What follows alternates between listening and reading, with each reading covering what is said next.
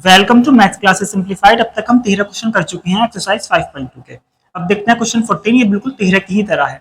इसमें कह रहा है 4 के मल्टीपल्स यानी 4 के गुणज। एक तरह से 4 के टेबल में जो डिजिट्स होती हैं उन्हीं की बात कही गई है, जो 10 और 250 के बीच में हो। 10 के बाद क्या आता है? 11। क्या 11 4 के टेबल में आता है? या फिर ऐसा कह सकते हैं कि क्या 11 जो है वो 4 से कटता है? नहीं कटता। 11 के बाद क्या आता है? 12। 12 तो 4 से कटता है। इसका मतलब जो हमारी एपी होगी वो शुरू होगी 12 से। अब आगे 4 4 का ही गैप होगा, क्योंकि 4 का हम टेबल देख रहे हैं। 4 के टेबल में 4 3 12 होता है, फिर 4 4 कितना होगा? 16, 4 5 होगा 20। इस तरीके से हम डॉट डॉट करते हैं। अब जो हमें डिजिट्स लिखनी है वो 250 तक जाएंगे। तो 250 से पहले क्या आता है? क्योंकि हमें इन दोनों के बीच में नंबर लिखने हैं, तो 250 से पहले आता है 249। क्या 249 4 से कटेगा? क्या 4 के टेबल में आएगा? 4 6 24, 9 बचा, इसका मतलब नहीं कटा। लेकिन अगर हम इसे 8 कर दें तब तो कट जाएगा, क्योंकि 4 2 कितना हो जाएगा? 8। इसका मतलब लास्ट वाली जो टर्म होगी वो होगी 248। और जब हमें ये भी पता ही चल गई तो हमारा सारा काम हो ही गया, क्योंकि हम सब कुछ कर सकते हैं। अब इसमें ए कितना है? 12, यानी फर्स्ट टर्म, प्रथम पद। डी होता है कॉमन डिफरेंस, सार्वंतर। उसे निकालने के लिए सेकंड में से फर्स्ट को माइनस करते हैं, तो 16 माइनस 12, तो डी हमारा हो गया यहाँ से 4।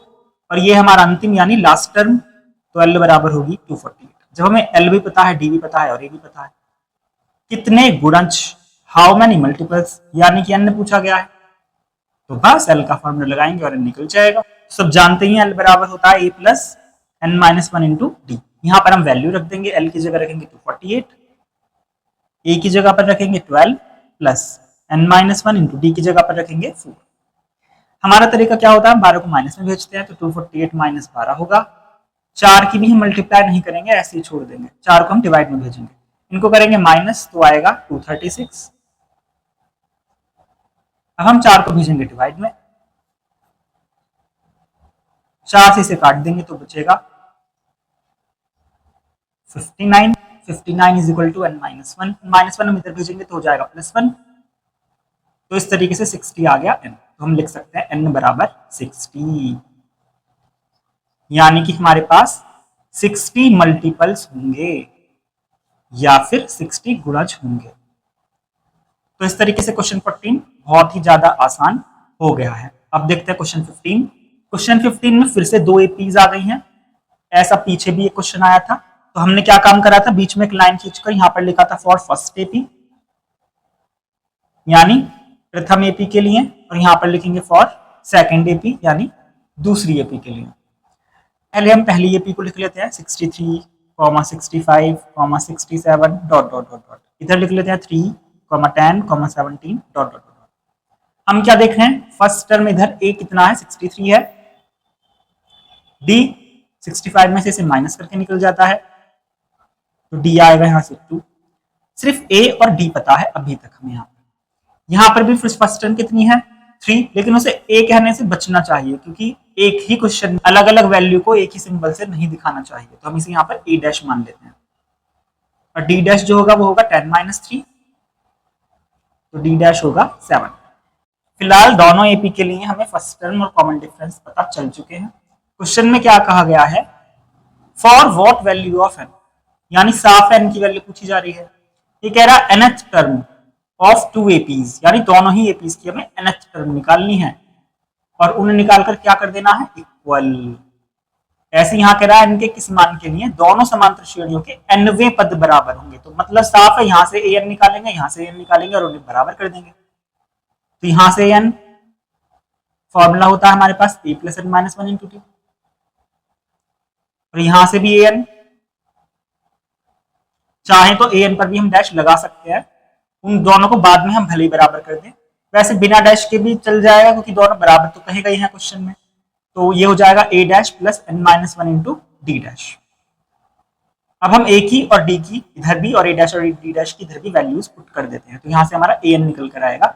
a की जगह रख देंगे 63 प्लस एन माइनस 1, डी की जगह रख देंगे 2, तो हो जाएगा 63 प्लस, क्योंकि यहाँ पर वैल्यू तो पता है नहीं जो हम इसे माइनस में भेज दे, तो अब तो हम इस 2 की दोनों में मल्टीप्लाई करेंगे ही, तो हो जाएगा 2n माइनस 2 1 2। अब क्या होगा? 63 में से हम इस वाले 2 को माइनस कर लेते हैं, तो तो 63 में से 2 माइनस करेंगे तो आएगा 61 और प्लस में है 2n। ये हमारा an फर्स्ट एपी से निकल गया है। इसी तरीके से इधर an डैश हमें निकालना है। a डैश की वैल्यू है 3 प्लस n माइनस 1 और d डैश की वैल्यू है 7। 7 की होगी दोनों में मल्टीप्लाई, तो 3 प्लस 7n माइनस 7। इस बार 3 में से 7 को माइनस करेंगे तो बड़ा 7 है यानी -4 आएगा। तो हम चाहें तो 7n को पहले और -4 को बाद में लिख सकते हैं। तो ये हमारा an डैश आ गया। यहाँ भी हम 2n को पहले बाद में 61 को लिख सकते हैं। अब सवाल में कहा गया है कि दोनों nth टर्म इक्वल हैं, तो यहाँ पर हम लिख सकते हैं since an is equal to an dash हमें गिवन है, तो an की जगह हम लिखेंगे 61 प्लस 2n और an डैश की जगह हम लिखेंगे 7n माइनस 4। बस अब क्या करना है, n एक तरफ करेंगे, डिजिट एक तरफ करेंगे। तो हम एक काम करते हैं, -4 है तो इसे इधर लाकर +4 कर लेते हैं, तो हो जाएगा 61 प्लस 4 और ये प्लस का 2n इधर जाकर होगा -2n, तो हो जाएगा 7n माइनस 2n। तो इस तरीके से यहाँ पर हमारा 61 और 4 कितना हो गया 65 इज इक्वल टू 7n में से 2n माइनस करा तो हो गया 5n। 5 मल्टीप्लाई में है तो वो डिवाइड में जाएगा, तो 65 में करेंगे 5 से डिवाइड तो आएगा 13, यानी कि तो n जो आया है वो आया है 13। यही है हमारा आंसर, यानी कि 13th टर्म, दोनों एपी की 13th टर्म जो है ना वो सेम है। लास्ट में हम अपने आंसर को चाहे तो लैंग्वेज में भी लिख सकते हैं। तो इस तरीके से क्वेश्चन नंबर 15 भी हो गया है, जिसमें 2 एपी की हमने nth टर्म की है बराबर। अब देखते हैं क्वेश्चन 16। क्वेश्चन 16 जैसा क्वेश्चन हम पहले भी कर चुके हैं, जहां पर साफ साफ का तीसरा पद यानी थर्ड टर्म 16 है। तो हम ये अच्छे से जानते हैं कि जो थर्ड टर्म होती है वो a3 होती है, जिसकी वैल्यू कितनी दे रखी है 16। बीच में एक लाइन खींच लेते हैं। आगे कह रहा है 7th टर्म जो है, 7th टर्म मतलब a7 होगी, तो 7th टर्म का मतलब हुआ a7 और 5th टर्म का मतलब हुआ a5। तो भी कह रहा है कि 7th टर्म जो है ना वो एक्सीड्स यानी ज्यादा है, अधिक है। 7वां जो पद है वो अधिक है 12 इससे, 5वें पद से। तो 7वां पद ये जो है ये अधिक है 12। तो बराबर करने के लिए हम 12 किधर जोड़ेंगे, कम वाले में ही जोड़ेंगे। ये हम पहले भी बहुत अच्छे से डिस्कस कर चुके हैं। अब हमें करना कुछ नहीं है, a3 की हम जो फॉर्मूला होता है उसे खोल देंगे। a3 को हम लिखते हैं a प्लस 2d। ये भी हम बहुत अच्छे से बता चुके हैं, तो इसमें पिछली जो क्वेश्चन है उनको जरूर देखिए। फिलहाल हम a3 को लिख सकते हैं a plus 3 minus 1 into D. फिर भी मैं बता दूं हमने यहाँ पर an वाला ही फॉर्मूला लगाया है। जहां n की जगह अगर हम यहाँ 3 रखेंगे तो यहाँ भी 3 हो जाएगा ना, तो a3 को लिख सकते हैं a plus 3 minus 1 into D. ऐसे ही a7 को लिख सकते हैं a plus 7 minus 1 into D. इधर भी a5 को लिख सकते हैं a plus 5 minus 1 into D और प्लस 12। 3 में से एक माइनस करके डायरेक्ट भी हम लिख सकते हैं, यहाँ बराबर 16 रहेगा, तो 3 में से एक माइनस करके 2d लिख सकते हैं। तो ये हमारी क्वेश्चन 1 एक तरह से बन चुकी है। इधर a plus 60 is equal to a plus 4d और प्लस 12।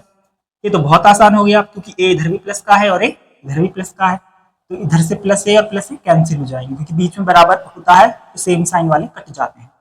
तो यहाँ बचेगा 60 is equal to 4b plus 12। अब क्या होगा, ये जो प्लस का 4d है वो उधर जाकर हो जाएगा माइनस 4b। 60 में से 4d माइनस करेंगे तो बचेगा 2d। 2 मल्टीप्लाई में है तो वो जाएगा डिवाइड में, तो बचेगा 6। तो इस तरीके से d की वैल्यू हमारी आ चुकी है 6। अब d की वैल्यू जो 6 आई है इसे हम पुट कर देंगे इक्वेशन 1 में। लिख देते हैं यहाँ पर फ्रॉम 1, या पूरी लाइन लिख सकते हैं putting this value of d in equation 1, या d का मान समीकरण 1 में रखने पर। तो हो जाएगा a प्लस 2, इनके बीच में मल्टीप्लाई और d की जगह आएगा 6 इज इक्वल टू 16। 2 6 होंगे 12, प्लस का 12 उधर जाकर होगा माइनस 12, तो a इज इक्वल टू होगा 16 माइनस 12 यानी कि 4। तो A4 और D6 हमारा निकल चुका है। लेकिन सवाल में पूछा है डिटरमाइन द AP, AP ज्ञात कीजिए। तो ये हमें पता ही होगा कि जो AP हम निकालते हैं वो कैसे निकालते हैं। भाई फर्स्ट टर्म तो ये होती है, सब जानते हैं। सेकंड टर्म होती है A प्लस D, इसको हम इंट्रोडक्शन वाले पार्ट में बहुत अच्छे से एक्सप्लेन कर चुके हैं। थर्ड टर्म जो होती है वो होती है A प्लस 2D। ऐसे ही हम आगे सॉल्व करते जाते हैं। कहने का मतलब है हर टर्म में D को ऐड करते जाते हैं। अगर ऐसे भी नहीं लिखना है तो बस इतना याद रखेंगे कि हर टर्म में d को ऐड करते जाएंगे। तो मैं एक ही जगह लिखेंगे यहाँ पर 4 कॉमा, a की जगह फिर 4 प्लस d की जगह पर लिखेंगे 6 कॉमा, a की जगह पर 4 plus 2 into 6 comma dot dot dot. इस तरीके से हम आगे के टर्म्स में लिख लेंगे। तो जो हमारा फाइनल एपी होगी वो होगी, पहली टर्म तो होगी 4 कॉमा दूसरी टर्म होगी 6 और 4 10, कॉमा तीसरी टर्म होगी पहले मल्टीप्लाई होगी 6 टू द 12, 12 और 4 16, और ऐसे अगली टर्म में निकाल सकते हैं। तो 4 10 16 डॉट डॉट डॉट एपी निकल चुकी है। इस तरीके से हमारा 16 क्वेश्चन भी हो गया है कंप्लीट। अब देखते हैं क्वेश्चन नंबर 17। क्वेश्चन नंबर 17 में एक ऐसा फॉर्मूला लगेगा जो अब तक हमने नहीं पढ़ा है। एग्जाम्पल के लिए अगर मैं यहां पर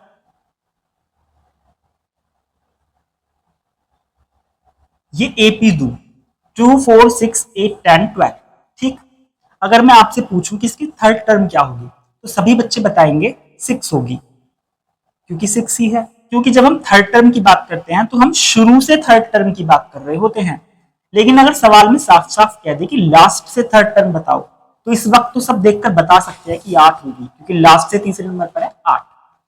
लेकिन इस एपी में कम टर्म्स है तो आराम से बता दिया, लेकिन जहां पर डॉट डॉट हो और बहुत सारी टर्म्स मौजूद हो और तब पूछा जाए कि लास्ट से 20वीं टर्म बताओ, तो यहाँ 20वीं टर्म जो पूछ रहा है वो शुरू से नहीं पूछ रहा, यानी कि हम ये वाला जो फॉर्मूला हमेशा लगाते हैं इसमें गलती से भी n को 20 नहीं रखेंगे। अब तक जो हमने किया है वो काम हम यहाँ नहीं करना, लेकिन मोस्टली बच्चे क्या करते हैं जल्दबाजी में बस 20th टर्म देखा, 20वां पद देखा और एपी को देखा और इस फॉर्मूले को लगाकर करना शुरू कर देते हैं। लेकिन इसमें जो अंतिम पद शब्द है, लास्ट टर्म शब्द है, इसको भी ध्यान रखना है।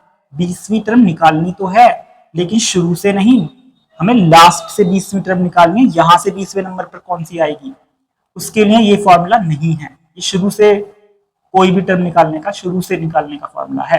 तो लास्ट से हम कैसे निकालते हैं उसका एक तो बहुत लेंथी मेथड है, उसमें हम इस फॉर्मूले का यूज करते हैं, लेकिन हम क्या करेंगे बहुत शॉर्टकट तरीके से इसे करेंगे। लास्ट से एनवी टर्म निकालने का फॉर्मूला होता है, लिख सकते हैं हम nth टर्म फ्रॉम लास्ट। इसका कोई पर्टिकुलर सिंबल तो नहीं है, जैसे इसका an है, इसको हम यहाँ an तो नहीं बोल सकते, इसको हम ऐसे पूरी लैंग्वेज में ही लिखेंगे nth टर्म फ्रॉम लास्ट, और हिंदी में लिख सकते हैं अंत से nवां पद। तो उसको निकालने का फॉर्मूला होता है l minus n minus 1 into D. बस इस फॉर्मूले को याद रखें। इस फॉर्मूले में कहीं भी a नहीं आ रहा है, l में से, और यहाँ प्लस नहीं माइनस है, l में से माइनस करेंगे n माइनस 1 इंटू डी। ये चीज तो यहाँ पर भी होती है सेम। तो बस अब हम यहाँ पर एपी दी हुई है, यहाँ पर हमें डी कितना दिया हुआ है 8 माइनस 3 यानी 5, एल कितना दिया हुआ है अंतिम पद यानी लास्ट टर्म 253। क्योंकि ए की जरूरत है नहीं तो इसलिए हम यहां लिख भी नहीं रहे, सिर्फ हम यहां पर लिखेंगे 20th टर्म फ्रॉम लास्ट, क्योंकि हमसे यही पूछा है, और इसे हमने हिंदी में भी लिख लिया है अंतिम पद से 20वां पद। तो फॉर्मूला हम अभी यही लगाने वाले हैं L minus n minus 1 into D. चलो पूरा फॉर्मूला ही लिख लेते हैं। अब हम यहाँ पर वैल्यूज पुट कर देते हैं। 20th टर्म है, इसका मतलब n की जगह तो 20 आने वाला है, और d और l हमारे सामने है तो पुट करेंगे और आंसर सीधा आ जाएगा। 12 की जगह लिखेंगे 253 माइनस n की जगह लिखेंगे 20 माइनस 1 और d की जगह लिखेंगे इंटू में 5। तो इस तरीके से 253 माइनस 20 में से एक माइनस करेंगे होगा 19 मल्टीप्लाई 5, 19 5 होंगे तो 19 5 होंगे 95, तो इन दोनों को कर लेते हैं माइनस, तो इन दोनों को माइनस करके हमारा आंसर आने वाला है 158। यही है हमारा आंसर। लास्ट में हम पूरी इंग्लिश में लिख सकते हैं कि 20th term from the last term is equal to 158। तो इस तरीके से हमारा 17 क्वेश्चन भी हो गया है कंप्लीट।